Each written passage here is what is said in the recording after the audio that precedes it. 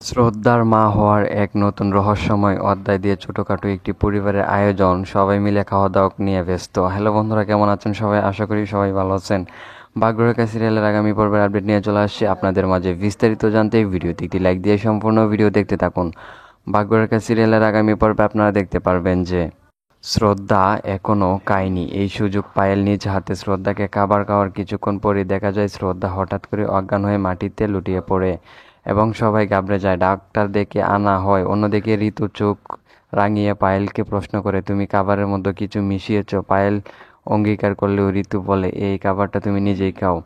তবে বুঝতে পারে যে পায়েল বাধ্য হয়ে কিছু খাবার খায় না, কিছুই। তখন ডাক্তার এসে জানায় এক চমকপ্রদ খবর, শ্রদ্ধা মা হতে চলেছে। সবাই আনন্দে আত্মহারা হয়ে গেছে। তবে খুশির মাঝেও কিছু অশান্তির ছায়া পায়েলের গোপনে ডাক্তার গিয়ে বলেছে এই সন্তান চায় না, শেষ করতে চায়। ডাক্তার কঠিনভাবে জানিয়েছে এখন আর সেটা সম্ভব না, তুমি বাড়িতে বিশ্রাম নাও। বাধ্য হয়ে পায়েল সেই সিদ্ধান্তে থেমে যায়। শ্রদ্ধা শাশুড়ি এই খবর শুনে অনেকটাই খুশি হয়ে যায়।